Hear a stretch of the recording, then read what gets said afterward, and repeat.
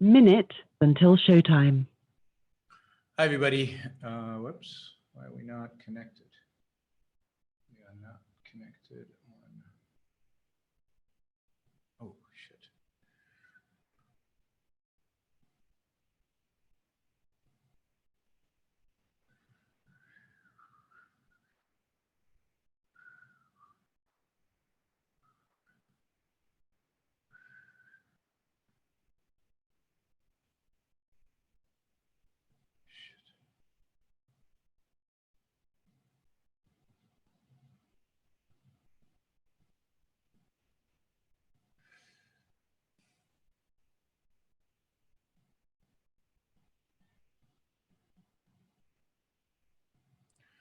Hi, everybody. I'll be with you in a second. Got a little bit of a technical problem here. We'll get through that in a minute. Show will go live in 5 seconds. 4, 3, 2, 1. Talk Radio. All right. Hi, everybody. I think I just made it on Facebook and on YouTube. I think we're all set. So welcome to the Yaron Brook Show. We've got a bunch of topics to talk about today, so I'm excited about that. I hope you enjoyed some of the added decorations. We got some flowers. We got some flowers there. We've got a Brian Lawson painting up there. You can find more of his paintings at Quint Codet Gallery. You can find that online on just Google Quint Codet. We've got a reproduction of the Vine, one of my favorite sculptures. It's at the Met. The original is at the Met. You can see it there. We got a little plant there. You see my files. Yeah, we'll replace those with some books at some point. And right above my head, we're going to put some posters. And we're going to put a poster here. And we're going to put some posters over here. And we're going to liven up the room. So we're going to make it a lot prettier and a lot nicer. And so I'm heading to California next week for OCON, and I'll be at my house in California. And when I'm there, I'll be doing shows from California. So we'll be doing some shows from there. But while I'm there, I will be picking up some posters. I have a ton of posters, some gorgeous, amazing stuff in California. I'm going to bring it here and going to start putting it up. And so we're gonna make this much nicer. I've also got a plan now to get a better camera, get a better picture quality, get a better camera. We'll work on that when I get back to Puerto Rico in a few weeks. So things are moving slowly. We're getting there. So those of you on YouTube, we will get you a better experience. Somebody's asking if I'm coming to Australia. Not anytime soon. I don't have any plans to come to Australia. I think the international plans I have right now, for those of you interested, are Brazil in late August, early September. I'm going to do a number of talks of cities in Brazil. So back to Brazil. This will be my second time this year, but there's a lot of demand there. And then we will go to September. We've got a conference for businessmen in London. If anybody's interested in attending, it's a $5,000 price tag. It's me and John Allison and Lars Christensen and Tal Tzfani, the new CEO of AOI, are the speakers. If you're interested, $5,000, then let me know. And we've got that going on in late September in London. I'll be there for that. I'll be in Switzerland, and I'll be at the Mont Pelerin Society meetings at the Canary Islands. That'll be fun. And then I'm off I'll do a Students for Liberty regional conference in Paris. Then probably in November, I'll do a probably Tbilisi, maybe Slovakia, and a bunch of other countries in Europe in between. And there's the potential I'm going to Asia, but nothing's determined yet. So that's just a quick plan of the fall. In addition to that, I'll be speaking in August. For those of you who live in Colorado or in the area, I'll be speaking in August at Steamboat Springs Institute in Steamboat Springs, Colorado. And I'll be speaking in California probably in October. And we've got a bunch of other talks lined up and in the works. And so it's going to be an exciting second half of the year. But right now, I'm prepping for OCON. I'm going to be I just looked at my schedule in Ocon. I'm going to be unbelievably busy. Hopefully a lot of you are coming. I think we're going to have a surprise announcement, something exciting that's going to happen in Ocon. I'm not going to say a word, I promised. Later this week, you'll probably hear about it, but you're going to have even more reason to come to Ocon. It's never too late to register for Ocon. So Danielle says, come to Brazil. Yeah, I'm coming to Brazil. I'll be there in late August, early September. It's never too late to register for Ocon. It's never too late to buy a cheap ticket on Southwest or an expensive ticket or whatever your fancy is, and come to Ocon. It's going to be a great event, and there's going to be some fireworks you'll hear about in the next few days. Some exciting stuff. Let's see. But Ocon generally is exciting. I mean, everything there is really good. Stefan on YouTube is asking me, what did you think of the movie There Will Be Blood? I did not see the movie. I don't know. The descriptions of it struck me as very anti-capitalist, very bloody. I mean, just the title, There Will Be Blood, about business, not the right title for a movie supposedly about business. I never saw it because I probably should see it. And I think it's with Daniel Day-Lewis, who's a phenomenal actor. So I think I might at some point see it just for that. All right, so I have a number of topics. I am open to your questions on the Super Chat, particularly if they're big questions, topical questions on stuff. I've got a couple of articles that I picked up from Washington Post and from Commentary Magazine that I want to talk about. I might have to talk about what's going on with immigration, or I might wait for a couple of days to talk about it because there are going to be a couple of bills voted on by the House tomorrow. But I don't think any of the bills will pass the Senate, so I'm not sure it's even relevant that they're voting on it in Congress. But yeah, I'll probably say something. I should say something about immigration. But I'm open to topics on the Super Chat. So I'll be waiting for you to be asking questions there. Both the two topics that I want to talk about, both have to do, again, I'm really kind of digging in on my prep for this talk I'm going to give in Ocon, and I'm building this up. So this talk better be good, but about being a rational optimist in this world. And so both the topics I want to talk about have to do with pessimism and the pessimism that exists out there, both left and right. And the first one is primarily very dominant on the left, and really disgusting and awful. And this is an op-ed that was published, I guess, a couple of days ago, on the 18th of June, in the Washington Post. And then there was a commentary on the op-ed, I think today, in Commentary Magazine. And the Washington Post piece is notable for the people who wrote it. These are very prominent people. Francis Kissling, who is the president of the Center for Health, Ethics, and Social Policy. Fact is, I've never really heard of him. Jotham Msingwazi is Director General of Uganda's National Population Council. And the one person who I have heard of and who's important and relevant and very prominent, has been for a long time, is Peter Singer, who is one of the most well-known philosophers in the world today. He's the Ira W. DeCamp Professor of Bioethics at Princeton University, and really the founder of a movement called effective altruism, and a huge proponent of altruism. And he takes it, I guess he takes it seriously. I mean, not really, because he doesn't push the conclusions completely to their logical end, but he is pushing altruism, no disguise. He's interesting and he's challenging to many people. And he's very, very well known, and his ideas are very influential, I think, in academia, because there's a whole center devoted to his ideas at Oxford. But some of the academics, like Rick Salmieri, would have to tell us if he's really that influential in academia. But he's certainly one of the people who is most responsible for kind of popularizing certain views on ethics in the popular culture. So he's definitely a popularizer of ethical discussions, of ethical debates, and he's an ethicist. Anyway, this op-ed is truly shocking, truly shocking.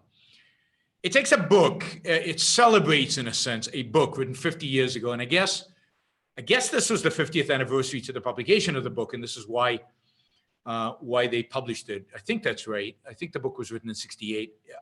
Yeah. And the book is The Population Bomb by Paul Ehrlich.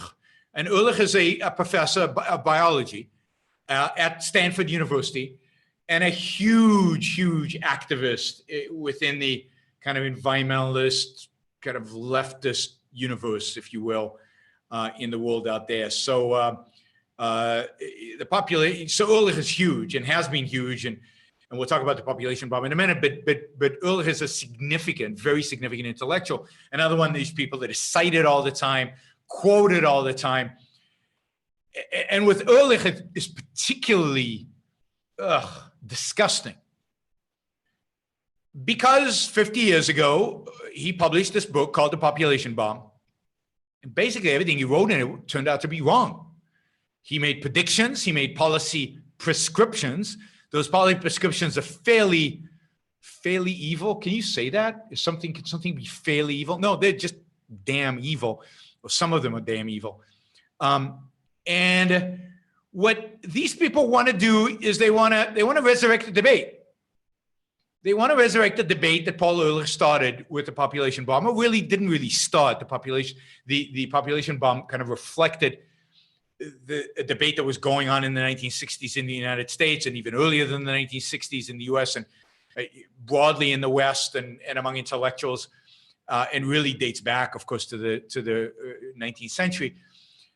And the idea of the book was there are too many people. There are going to be too many people. The population is exploding. We are going to outgrow the planet. We can't feed the people.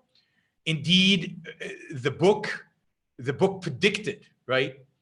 And this is a quote: the death rate will increase until at least 100 to 200 million people per year will be starving to death during, and he gave a timeline. So you can't say, well, it'll still happen, during the next 10 years. So this would have been in the 1970s. 100 to 200 million people per year would be starving. He said, quote, most of the people who are going to die in the greatest cataclysm in the history of man have already been born. That is, it's going to happen in the lifetime, in people's, that generation's lifetime. It was just, we've reached the limit. We're all going to die. Life expectancy, by the way, of the average American was going to decline by 1980. So 12 years into the future, from 68 to 1990, to 42 years old. So average life expectancy was going to decline in America to 42. So that is what Paul Ehrlich, that's his book. That's his what he predicted.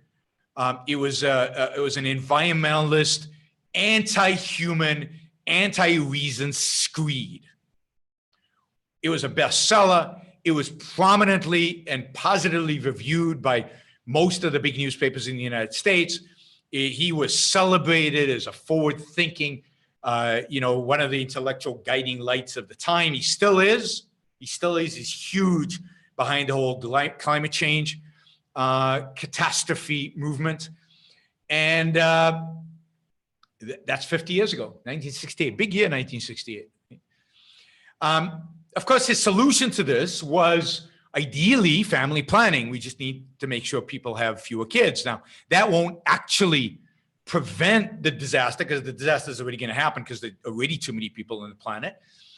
But it will reduce the scope of the disaster and reduce it for decades to come. But of course, if people don't voluntarily engage in what he called family planning, then what the West, when the famines and the natural disasters happen, then, we're going to just have to stop supporting countries. We're just going to have to let them all die. Now, he wasn't doing this out of some sense of self-interest, out of some sense of, it's their problem. It was a sense of, no, this is one way to cull the human population, to get the population under control. let natural disasters happen, let people die, Ebola, go at it, kill as many people as possible, and that way the population will shrink. He came very close, although he didn't quite advocate for this, but he implied that it would be okay to sterilization would be okay. And indeed, this was a period, the title of Ehrlich's book is actually lifted, which is called The Population Bomb, is lifted from a 1954 pamphlet that was issued by a General William Draper, who ran the Population Crisis Committee in the U.S. And that is really the beginning of a big, overpopulation fad in the 20th century. And this really created a situation in which many people were sterilized in the United States. Whether it was 1/4, it is said, of the Native American women of childbearing age were sterilized by 1977. In Puerto Rico, here in Puerto Rico, there was a big campaign to sterilize women of, it focused primarily on American minorities, the sterilization campaigns. But there was definitely this idea that there are too many people, particularly among minorities, they're having too many babies. It was the first thing that came into my head is those babies are going to vote Democratic, so let's make sure we don't have too many of them. The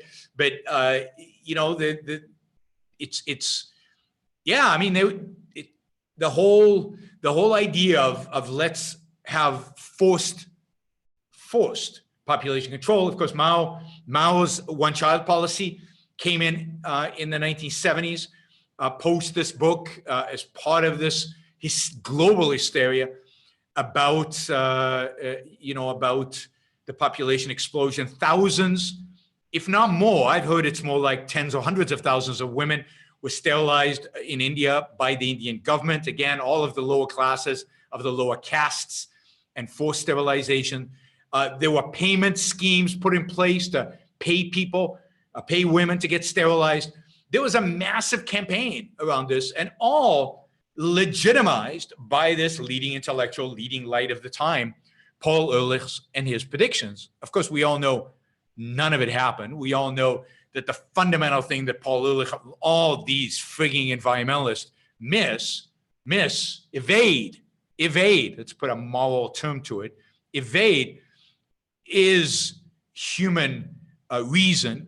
It's our ability to innovate, our ability to create, the fact that, as Julian Simon said, there is no limit to resources. The only limit is human imagination, the human mind, our capacity to reason. And more people is better under circumstances like that, because more people means more people are reasoning, more people are problem solving, more people are thinking, more geniuses are born, and therefore there's more capacity to solve problems.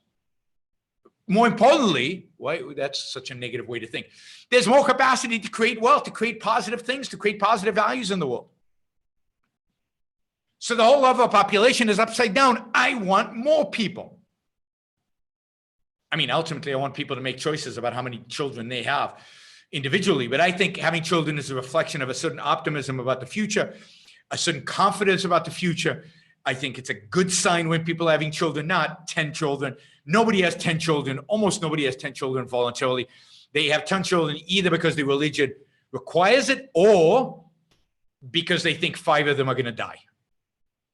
So, in wealthy, wealthy families that are positive about the future and who like children, I don't want to make a duty out of having children, and who like children and want to have children, you see 2 to 4, 2 to 5 children. That's about it. You don't see more than that. Right? Israelis, by the way, secular Israelis having more children per capita than any country, any Western country. And I think the reason for that is there's a real sense of excitement and optimism in Israel. There's a real sense of achievement in Israel. There's a real sense that they're doing something significant. There's a meaning to their existence. Whether that meaning is rational or not is a question. But even among secular Jews, there really is a sense of purpose. And I'm not talking about a nationalistic purpose, but the economy is doing well. They're good jobs. The country's, they have this thriving high-tech center. People are just energized about life. They seem to enjoy life. They have fun. And I think people like that tend to have kids. And So I just want people to have kids, right? Anyway, so what this new op-ed is saying is the problem is that we can't have a discussion because, you know, after Paul Ehrlich's book came out, some bad things might have been said, it might have been done. And by the way, they never in the op-ed say Ehrlich was wrong. Ehrlich was disastrously wrong. Ehrlich's, they say, as it turns out, Ehrlich's predictions were extreme. Oh my God, extreme? Everything was wrong. I mean, this is like that one article that I read to you a while back about at Marx's birthday about how Marx was all right about everything. It turns out Ehrlich's predictions were extreme. No, he was wrong, evasive. And to say this and to not acknowledge the extent to which he was wrong is such an evasion of reality that these ethicists are immoral for doing it. It is just, these are smart people, they know. Just read Steven Pinker's Enlightenment Now, and you will see the extent to which Ehrlich and that whole generation of environmentalists, all of those people in the 1960s who were writing about the end of the world, all of them, all for all the variety of different reasons. It's not just that we're wrong. The whole approach was wrong. The reasoning was wrong. Again, the evasion of the achievement of the human mind. All of that was wrong. So they say, oh, well, you know, some of his predictions were a little extreme. But, they say, you know, at the end of the day, you know, and they also say some of his recommendations, like not giving aid when there's famine and natural disasters, yeah, you know, that's probably not right. You know, they don't, well, they didn't really say they don't support that. They kind of stay neutral in that. But then they say, but the real problem is that since then, you know, all these, we haven't had a conversation about overpopulation. And look, while it's true that in Europe, population is shrinking, in Japan, the population is shrinking, there's a real problem in Africa.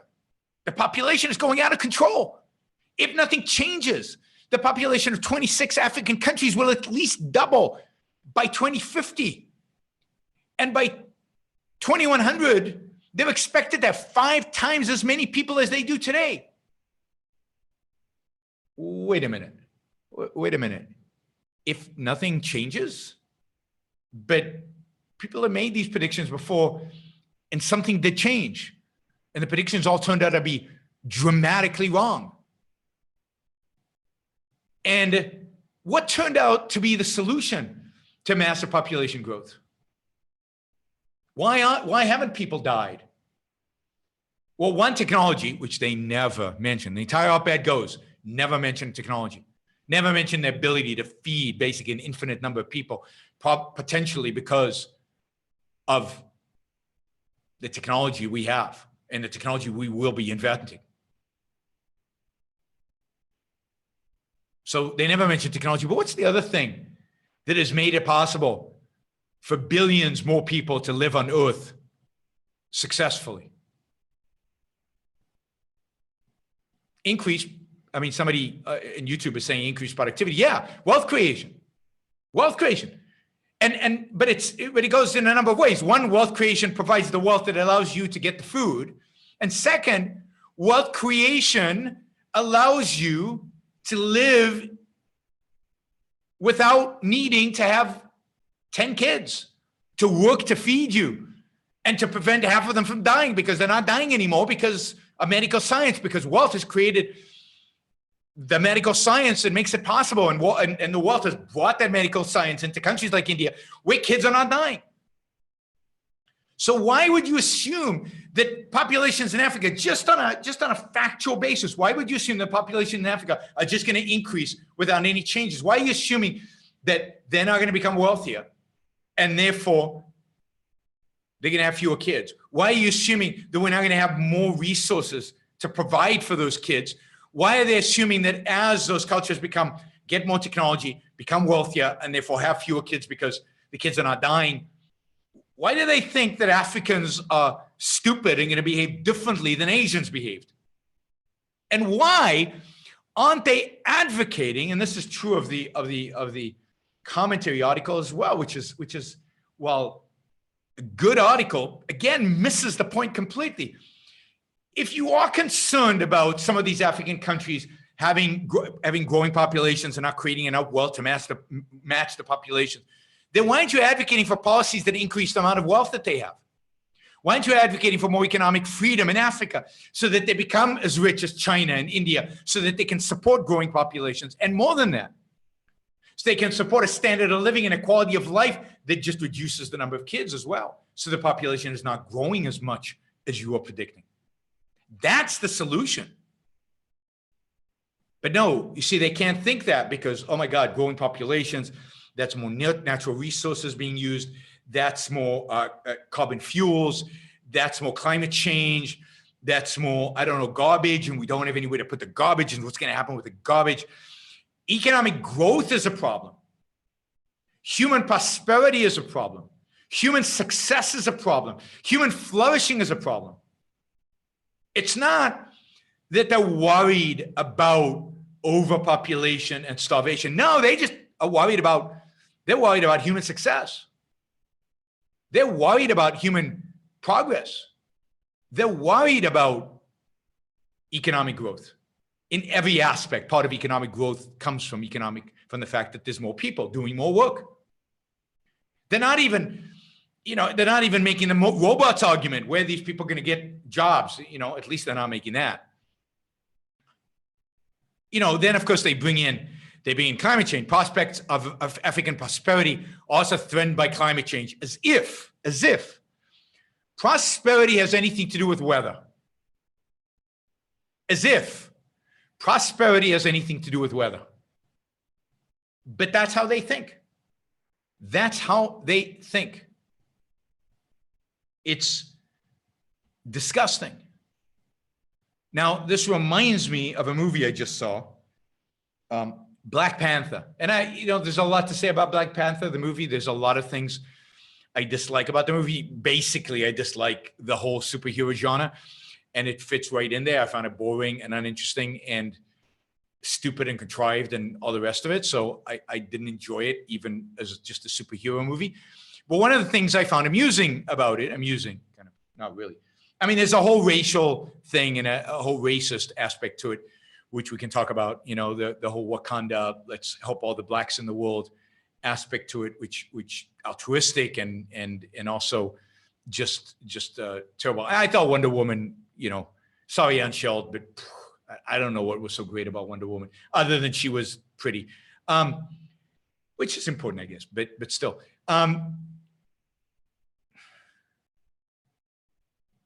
What I found offensive about Black Panther is the basic assumption made in the movie, and not just made, explicitly stated, that wealth comes from natural resources. Wealth comes from natural resources, right? Because they have this thing, it's some blue material, I can't remember its name, but this blue stuff. And because they happen to have the tribe on the blue stuff, because of that, that's why they're so rich, technologically advanced, super duper crazy successful. It's because they have the blue stuff, right?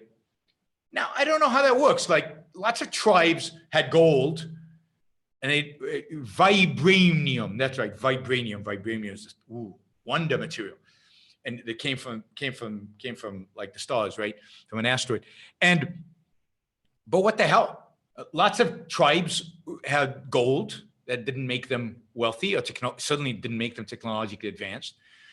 Lots of people have lived on oil reserves, didn't make them wealthy, except in modern times, and certainly didn't make them technologically advanced. But somehow it is the natural resource that makes Wabamba, something, right? Wakanda, a prosperous, successful, fantastic, wonderful, peaceful, amazing, technologically 100 years into the future place.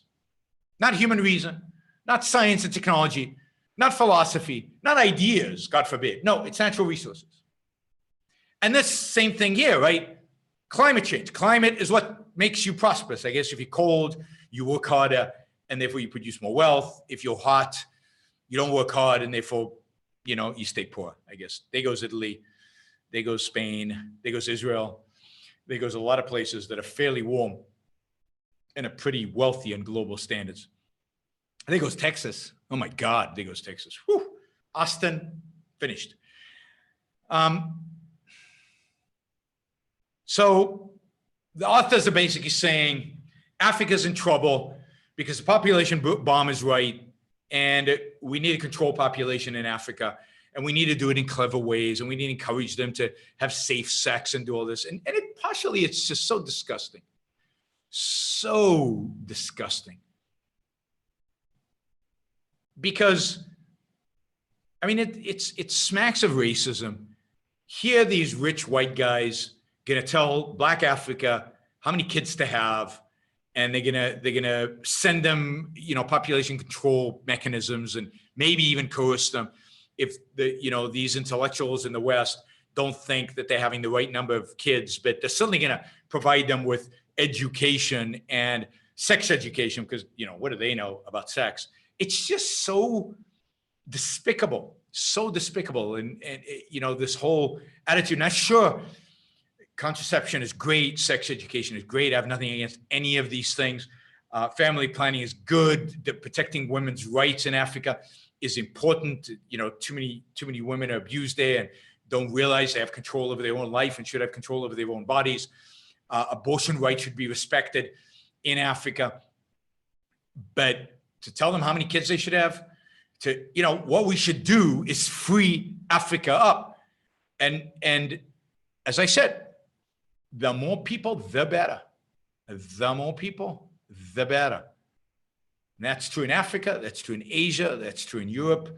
The only place where I'd rather not see more people, because they're so brainwashed by a particular form of ideas, is the Muslim world. But again, the solution is not to have less kids, but to reform the Muslim world. It's to enlighten the Muslim world and then have as many kids as you want. There's nothing in their genes that says that they are inferior people, therefore there should be fewer of them. So yeah, Population Bomb, 50 years ago published, one of the most evil books published in the late 20th century, certainly out of an American academic.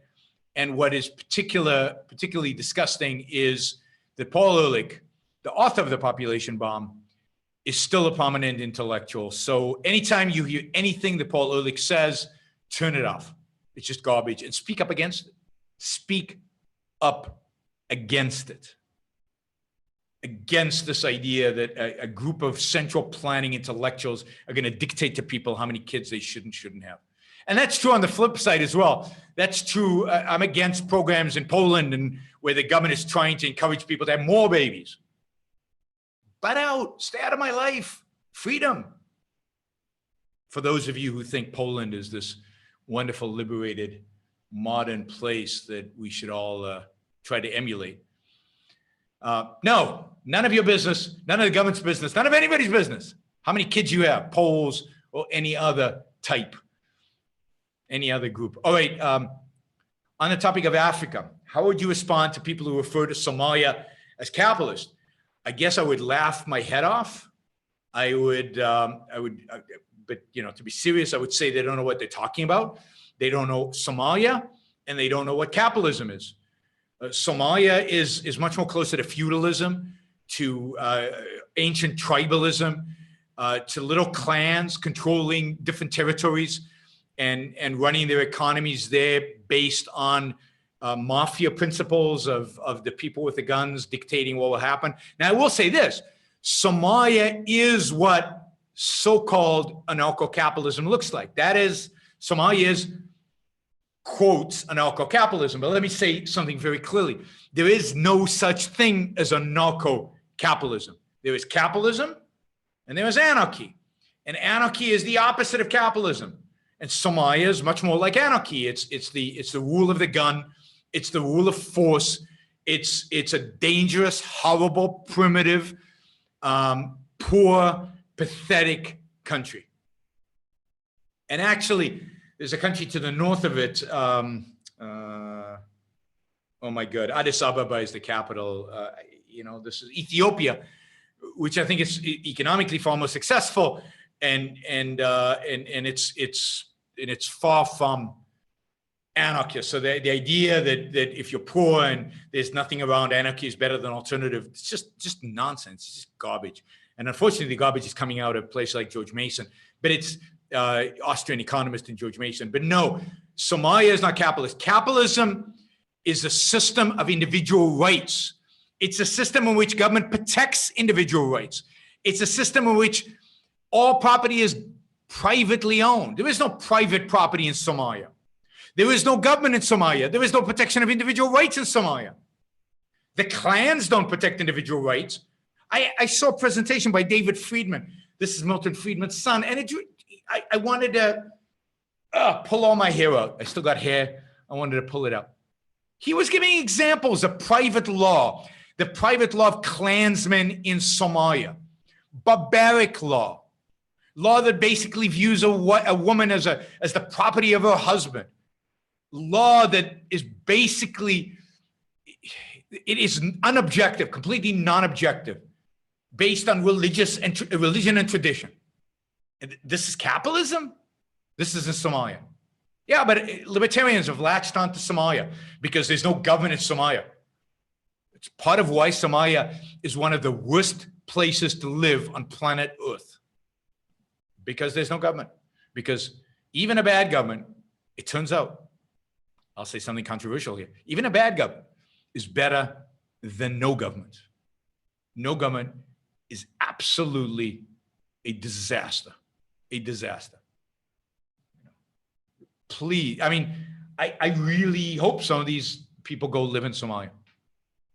I guess they'll deserve what they get. But no, there's nothing, not a little bit, nothing that relates Somalia to capitalism. Somalia is the opposite of capitalism. All right, we've got two other super chat questions. What do you say to people that say immigrants drive down wages due to taking jobs for a lesser price? Yeah, I think that happens. That's the law of supply and demand, right? So some jobs, immigrants are willing to do cheaper. It drives down wages in some jobs. So what? You have a right to the wage that you've always received. If you can't keep up, if somebody else will come in and compete against you, why is that a bad thing? Why is it suddenly a bad thing that that people are competing wages down? I think it's a good thing. It means good product, the cost of goods is going to be driven down. That is, the amount of money people spend on consumption is going to go down, which means the amount of money people have to invest goes up, which means more economic activity is going to be generated, which means more jobs are going to be created. So those people who lost their jobs, they weren't their jobs, to immigrants will then have other jobs elsewhere that they can pick up. And generally, when you have competition for labor and when labor prices are driven downwards, what you get is a rising standard of living. Let me say it again. What you get is a rising standard of living. So while it is true that immigrants drive down wages in some sectors, they overall raise the standard of living of the population. So it's good to have labor competition. It's good to have competition on television. It's good to have competition for computers. It's good to have competition for everything. So why would it be bad to have competition for jobs? It's good. And, you know, it's not just, and the fact is that you're not just competing with immigrants. You're competing with laborers in China. You're competing with laborers in Germany who are very productive. You're competing with laborers in Ukraine who are very smart and have a very low cost of living, so they can program a lot cheaper than American programmers can do. You're competing with robots. So shake it up, people. Wake up, because your jobs are not guaranteed. Nobody's going to guarantee a job for you. You're going to have to go out there and hustle. You're going to have to find a job. You're going to have to work hard. You're going to have to prove yourself, because if you're not good enough, you're going to be fired. And if it's not fired because of an immigrant taking your job, it's going to be fired because another American is taking your job, a Chinese person is taking a job, or a Ukrainian person is taking a job, or a robot is taking your job. And all of that is good, right? And you should have that perspective. You should have that perspective that if you are doing something that can be replaced by somebody else, then you better hustle. And living in a world in which you can hustle, living in a world in which, because other people are hustling, the standard of living is going up and values are being created that are making your life a better life. That is incredibly valuable, more valuable than any particular job. So it's in your interest that people compete with you for the job that you have. It's in your interest to live in a system in which you can lose a job to an immigrant who will do the job for less money than you will. That's a good thing, even if it causes you short-term pain. Nobody has a right to be free of competition. Nobody has a right to stagnate. There's a fabulous, one of the best essays, something right to stagnate. Somebody will let you know, and let me know in the chat, the right to stagnate. And it's exactly about this. It's about people saying, oh, we can't allow competition. We can't allow progress. We can't allow anything more. You know, God forbid, it scares the status quo. And the status quo is it. We don't want progress. We want to stagnate. We will fight to stagnate. Thanks you, Ryan. The Divine Right of Stagnation, a fantastic essay by Ayn Rand. And that's exactly what's being expressed here. So I embrace the fact that immigrants lower wages. Good. Good. If I can pay my gardener less, then why not? And if I can buy my car for less, then why not? I have more money to do more stuff elsewhere in the economy. So from a moral perspective, who are you? Who is anybody to tell me how much I should pay my gardener? Who is anybody to tell me who I should be employing? And from an economics perspective, such restrictions and such barriers to competition are completely absurd, and no economist worth anything would support them. And that's one other way in which I'm pro-immigration. I want competition for labor. All right, my camera's unstable. We're wiggly. We're going to get a better camera, better setup, more stable, better picture quality. So you guys who are on YouTube are better entertained. We're this close to 6,000. That's where all this happens, right? So I think we're like $200 away. So if you be tempted, as you should have been, to support me on Patreon, now's a great time. Just let's get me over that hump in June, over the 6,000. We're going to get a much nicer space here. We're going to get a better camera. We're going to do some stuff to soften up the walls so the sound quality is a little better. I don't think sound is primarily the thing people are complaining about. And we're going to do a lot of great interviews. I think some of you enjoyed the God Saad interview, the Rajshri Agrawal. You should really watch the Rajshri Agrawal interview. It's really good. And we're going to be doing, almost an interview a week when I have time. So we're going to be tons of interviews. There's a lot that's going to be happening in the next few weeks, months. And as I said, we're going to be taking, we're going to be doing some stuff from Ocon. There's going to be a lot of fun stuff happening. Okay, one more super chat question. Be noticing frequent news articles on horrible staffing problems with the NHS. Wow, I'm shocked. I assume this is something you predicted, or is this from Brexit? No, it's a combination, right? And I would have predicted it being a consequence of Brexit. It's a consequence of the NHS, of a government-run organization that can't pay people enough, that rations care, that can't afford to run world-class facilities, but it can't afford to hire staff. But it's also a reflection of the anti-immigration attitude that exists in England, particularly as a consequence of Brexit. So that, do you know that there are almost no English-born dentists in England?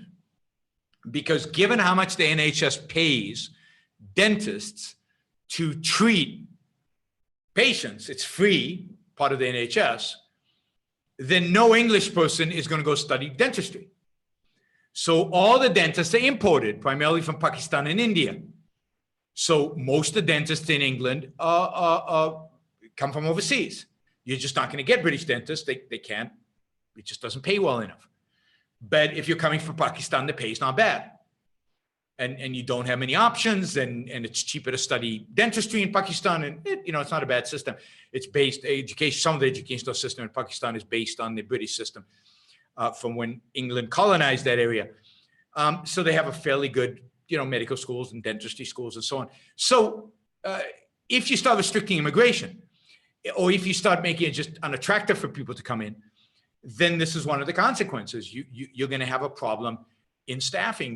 Nurses, there's a massive global shortage of nurses. And the only way to solve that problem is to free up kind of immigration controls.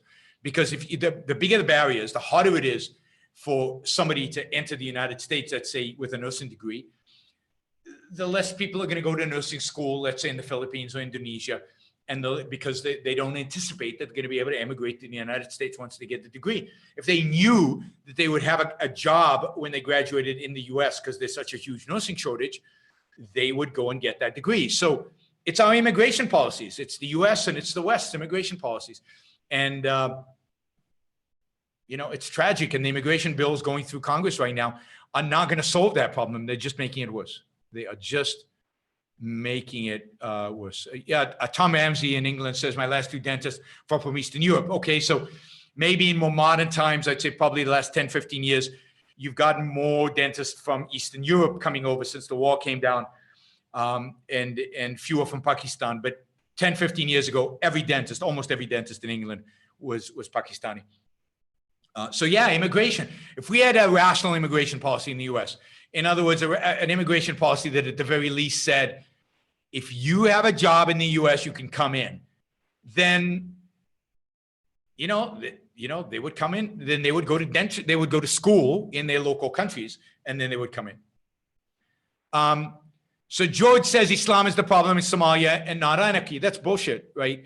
So Islam is a problem everywhere Islam exists, but that's not the problem in Somalia. The problem in Somalia is anarchy. Anarchy there is a consequence of Islam because there is a battle going on between more secular forces in Somalia, in Somalia, who are fighting against the Islamists, and there's a constant conflict between the Islamists and the less, the ones who don't want to live under Sharia law, and there's a constant conflict and a constant war there. But there are lots of Islamic countries who are Muslim who are better off than Somalia. Not good, but better off than Somalia. And so just because you have a predominantly Muslim population doesn't mean you're going to be as bad of a state as Somalia is in. So Somalia, because it doesn't have a government, can't actually rein in the Islamist crazy nutty forces. Egypt is in much better state than Somalia. Not that Egypt's in good state. It's a corrupt third world country, but I'd much rather live in Egypt than in Somalia, as would almost every person on the planet. The problem is anarchy. I don't care what the people believe. Anarchy turns into violence. Anarchy in Iceland in ancient times was a disaster. It was a disaster everywhere you have anarchy. Feudalism basically is anarchy. Feudal pre-statehood Europe was basically anarchy, and it was a disaster. Horrible wars, tribalism, hunter-gatherers, all of that is anarchy, and all of that is not good for human development. It's not a fertile environment for human progress. I don't know what Texit is. What's Texit? I have no idea what that means. Texas leaving? I don't know. George says, including the US government, Texit. Oh, you want Texas to exit the US? All right. What then? First of all, it's not going to happen. The United States will never let Texas leave, and Texas is not going to vote to leave. But then what do? You build walls around Texas? Really? Do you have tariffs? Does Texas have tariffs with the US? Do they have a common trading area like the EU? Does Texas ban abortions? Is that a good thing? No, it's an awful thing. So how much of Texas becomes a little bit theocratic once they don't have a Bill of Rights and they're not linked in any way to the Constitution? I mean, I love Texas. I lived in Texas. I'm a huge Texas fan. But I don't know. I think the Constitution still anchors even Texas against its worst elements. And I think there's some really bad elements in Texas. I'm for Puerto Rico exit, which, but down the road, not yet. After we turn Puerto Rico into the Hong Kong of the Caribbean, then I'm for Puerto Rico exit. That's my next thing. Okay, we're almost out of time. That flew by really, really fast. And I only covered one of the topics I wanted to, no, banning abortion is evil. So George, sorry, we're not on the same side, but banning abortion is evil. And I would not want to live in a country that banned abortions. It's just, I think it's despicable. No, banning abortion is a complete disrespect for human life. What's your thought on Peter Schiff? He lives in Puerto Rico too. Maybe you guys can hang out and do shows. We will at some point. We haven't met up in Puerto Rico. We're friendly. Haven't met up in Puerto Rico. We've both been incredibly busy, but we will. We will at some point. We will. Peter Schiff's a good guy. I don't agree with him on everything, but he's certainly a good guy, and it would be fun to hang out with him and maybe do some podcasts together. That would be cool. No, I'm not gonna get a thing of slinging things, but no, banning abortion is evil, and the unborn clearly have no rights because they're not born, they're not human beings, and there is no right to a clump of cells in the first month. So a human being is not created at conception. It's just a potentiality. It's a clump of cells early on. So no, there is. The pro-life position is a pro-abortion position. If you're pro-life, if you're pro-individual rights, if you're pro the right to life, you have to be pro-abortion. All right. I want to tackle this one other article in the commentary, which was actually really good. It was written by James. As much as you guys want to suck me into an abortion debate, I don't really want to. It's written by an economist from the American Enterprise Institute. It's very good. And it basically makes the point that one of the things that's going on in America today is that the left and right seem to be equally pessimistic about the US economy in the last 40 years. So there's the perception both on the left and on the Trump right that the middle class has been screwed over the last 40 years in America. That over the last 40 years, the middle class's earnings have not grown at all. That there has been basically complete stagnation. That while the rich have gotten richer, the middle class has gone nowhere and done nothing and just been flat. And this is why the middle class is so angry, particularly white working class adults. They're frustrated because their life since the mid-1970s has not gotten better. And what is truly stunning about this story, is that both left and the Trumpites share it. They both think that this story is true. And I think much of Trump's appeal is that he was kind of on the right telling the story, telling the Bernie Sanders story. This is Bernie Sanders' story. This is Paul Krugman's story. This is George Stiglitz's story. This is the story of the people who write all the articles about the horrible inequality is going up. Now, I dealt with this quite extensively with Don Watkins in Equal is Unfair, our book, which is really to a large extent about this topic. And we go over this history and show that just the math is wrong. Everything they say about the history of the last 40 years is just wrong. That the middle class has done brilliantly in the United States.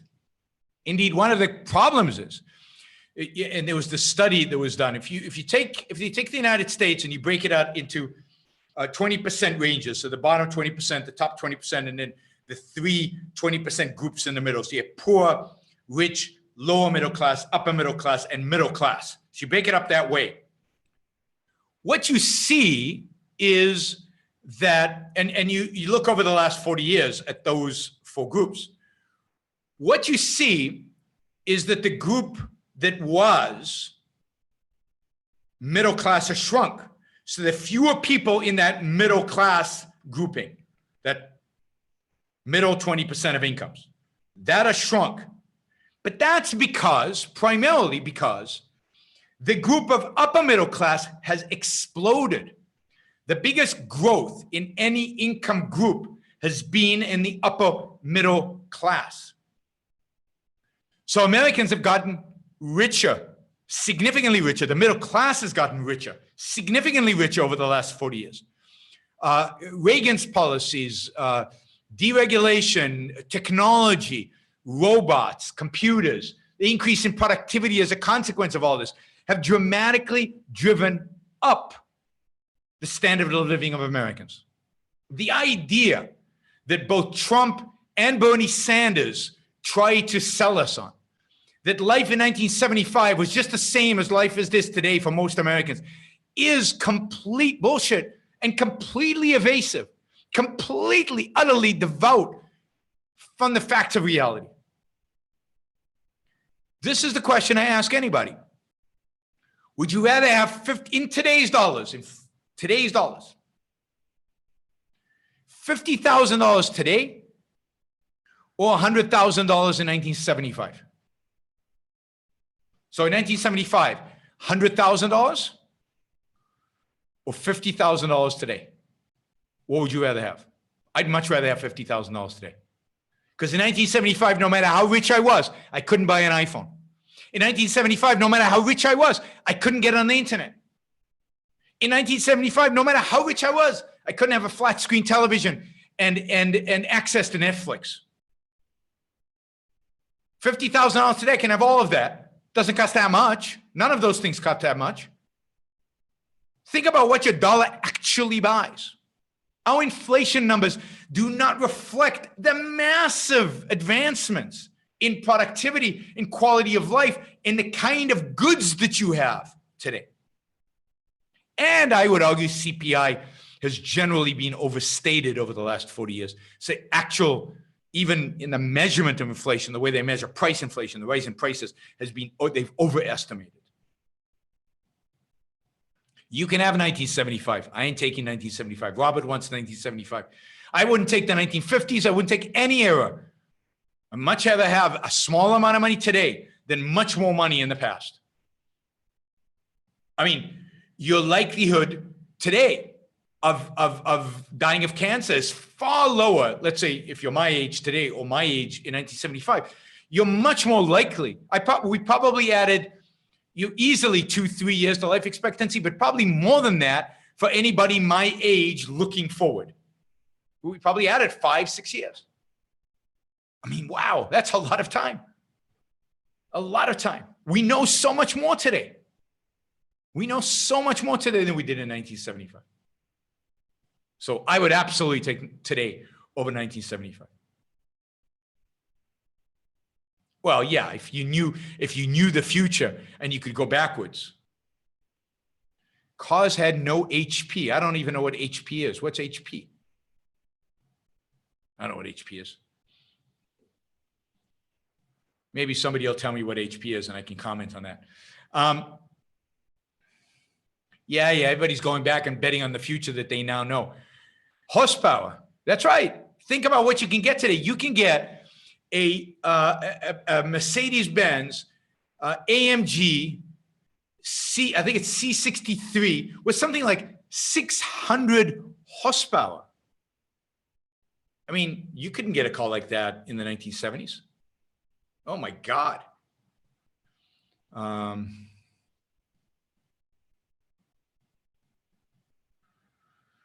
So somebody's asking, I don't see their name. They're putting up 500 yen. Is that yen? I don't know what that is. They're saying Rand said Aristotle is the only philosopher to consider. Why is this not irrational? In my opinion, each idea should be contended with and dismissed after evaluation. I don't think she ever said that. What she said was that Aristotle, something like, and I'm paraphrasing, that Aristotle was the only philosopher who, contributed in a substantial way to philosophical knowledge, and particularly to the kind of philosophy that's pro-man, pro-human flourishing. The only philosopher she really learned something from. But she considered lots of philosophers, and she knocked them down. She evaluated them all. I mean, she didn't study them in depth, and I don't think everybody needs to study rotten ideas. But philosopher should. So if you're a philosopher, if your job is ideas, then you have to, yes, consider all kinds of ideas and dismiss them, but you don't have to consider all ideas. I mean, that you would never end. You consider the ideas that have a dominant impact on the culture, and you decide if they're true or false. You consider the dominant ideas maybe in academia, the dominant ideas that are influential. You can't consider every idea. And a lot of ideas are bad ideas, and they need to be dismissed quickly. The question is, what is your goal? Your goal is to live a better life, then look at the best ideas. You don't have to go through all the ideas. Okay, Anshel still wants me to do a John Alert Yaron show. I still haven't figured out how to do it. When I do, you will know. All right, so I just wanted, I'd recommend this article. It's called The Great American Melt Up. And I would say one of the things that dominates the political conversation today, both on the left and the right, and one of the great American tragedies, in my view, is that both left and right have a very negative view of economic progress over the last 40 years in America. Both have a dark view of the American middle class. Both have a dark view of the role of technology. And that's Trump and Sanders. The Trump and Elizabeth Warren wing of the Democratic Party share their contempt, really, for what has happened in America in the last 40 years. And while I am very critical of a lot of what's happened, to deny the economic success, to deny the progress, to deny the dramatic increase in standard of living, to deny the increased quality of life that we have is just out and out wrong. Somebody's asking about, what about Abelard, Aquinas, Grotius? She talked about Aquinas. Abelard wasn't as significant as Aquinas, so she dealt with Aquinas. Yeah, I mean, if you're in the business of ideas, you should know something about Abelard, you should know something about Aquinas, you should know something about Grotius and Pufendorf, who both kind of started the discussion really on individual rights that led to Locke. You should know Locke. I don't know Reed. You should know Spooner. You should be critical of Spooner, Lusky, Lane, Patterson. Yeah, I mean, depending on the influence, they should all be dealt with. And she did. And she did. And did they all have an influence on her? I don't know. You don't know that. You claim that, but how do you know that? I don't know that Spooner had an influence on Ayn Rand. Lusky had an influence on, I don't even know who Lusky is. Locke, yeah, I mean, she respected some of what Locke said and was very, very critical of the rest of what Locke said. But fundamentally, she said that the only person who had a profound impact on her philosophy was Aristotle. You could say she doesn't know what she's talking about herself, but that's what she said. So you can say she wasn't very attuned to herself, but I doubt that's true. Cicero, Seneca, I don't know if they had an impact on Ayn Rand. I don't know if she read Cicero and Seneca. But you know, I don't see what the point is. If you think that these are important people, to study, then study them. Nobody's saying don't study them. Lusky was a professor in Russia. Yes, there's a theory out there that he had a big impact on her, but there are other people who claim he didn't. So I don't know. Why is that so important to you? I mean, again, if you want to live a good life, I think read Ayn Rand, study Aristotle, and then study philosophy to the extent that it interests you and to the extent that it contributes to a good life. You don't have to read everybody and refute everybody. What you should seek is the truth. If you're an intellectual, if you're a professional intellectual, or if you're interested in philosophy, then read widely, figure out who said what, figure out what's truth and what's not true, and work with that, and delve deep into some stuff. And you know, there's no end to the number of thinkers and philosophers out there that you could study, and you know, follow your interests. Nobody says don't study them. Nobody said don't look at them. It's important. The influences on her are important in terms of Rand scholarship, but I think the most important Rand scholars that I know don't buy some of these claims about people who influenced her, that you argue. But I'm not a Rand scholar in that sense. I'm not interested particularly in who influenced Ayn Rand. The only thing that interests me is the extent to which a philosophy is true or not true, the areas that I understand in a philosophy, the areas I don't, the things that I need to study and improve my understanding in, and how to apply the philosophy, which I think is damn hard, and there's plenty of work to do there. I do not widely read in other philosophers because I'm not that interested at this point, and it doesn't contribute to what I want to do and what I need to do. I study on a case-by-case basis as needed, but I'm not a philosopher, and I'm not a scholar trying to understand how Ayn Rand's ideas evolved. If you are, all the power to you. Go study that, but be wary of taking some scholars' views as untouchable. Study it firsthand and figure out what's true and what's not. All right, I think we're done, unless somebody jumps up with a big dollar amount for a question. I think we're at about an hour, which is the right length for these shows. Please subscribe to my YouTube channel. Keep subscribing if you're interested in studying objectivism, if you're interested in what Ayn Rand actually thought. Read Opa, read Ayn Rand, read The Virtue of Selfishness and Capitalism, an Ideal Philosophy, Who Needs It? And then there's a bunch of other, The Voice of Reason. Just read Ayn Rand. Introduction to Objective Epistemology, if you're interested in epistemology. Read Ayn Rand. I can't say it enough, but so few people I know who claim to be objectivist and who claim to be interested in Ayn Rand's ideas read Ayn Rand. Read her nonfiction. Read her nonfiction. Go out there and read. A lot of it's available for free at aynrand.org/campus. And then if you're interested in studying the ideas further and deeper, then take Leonard Peikoff's courses. Read OPA and take Leonard Peikoff's courses. And if you're a scholar of Ayn Rand's ideas, then go get the book, The Companion of Ayn Rand, on Ayn Rand, and that Greg Salimieri and Alan Gotthelf edited. And you can get that on Kindle at a reasonable price. I think the hardback copy is unreasonably priced, but you can get it on Kindle. So go out there, and there's so much content today. Oh my God, when I started studying objectivism, it was so hard to get anything. It was so hard to get a nonfiction book by Ayn Rand. There was no secondary literature. There was nothing by Leonard Peikoff. There were no courses. There were no podcasts. There were no videos. There was no Ayn Rand on no listening to Ayn Rand. It was just so difficult. Today, there's this massive amount of content out there. And some of you, at least, it's tragic, are not taking advantage of it. Instead of watching another Jordan Peterson video, go listen to Leonard Peikoff. It'll rock your world. It'll rock your world. Go read an Ayn Rand nonfiction book. It'll blow your mind how deep she was and how interesting she was and how fresh her perspective was and how different it was even from what you would expect it to be as an objectivist. All right. Thanks, everybody.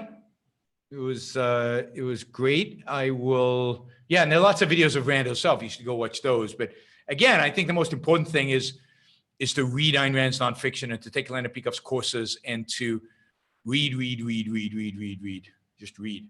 There's a ton. Okay. Subscribe. Facebook, Twitter, you know the drill. And of course, don't forget, please, to support me on Patreon. Let's get in the next couple of days. Let's destroy the suspense and get over the 6,000 mark so we can get on with life. And those of you who are going to be at Ocon, I will see you in Ocon. We're going to have more shows. I definitely have a show on Saturday and Sunday. I can't remember if I have a show tomorrow or not. Might have a show tomorrow. And next week and the week after that are going to be spotty because of Ocon. And then, the summer is going to be pretty full of shows. So I'm excited. Hopefully you are too. If you have topics you want me to talk about and you become a Patreon contributor, then that is the good place to express your views about the topics. And of course, you can always use the super chat to ask me a question. Would you do a JRE episode? What's JRE? JRE? I don't know. I want to see myself on Joe Rogan, so I'm waiting for the call. Waiting for the call. And somebody suggested I try to interview Steven Pinker. I might. I might try to interview Steven Pinker, but Joe Rogan Experience. Yeah, I mean, I would do Joe Rogan in an instant. I'd fly over to do it, but he hasn't called me. He hasn't invited me yet. I'm still waiting for him to invite me. So if you guys have any influence with Joe Rogan, please ask him to invite me. Yep. All right. Thanks, everybody. I appreciate the support. I appreciate your time, and I will talk to you all very soon. Bye.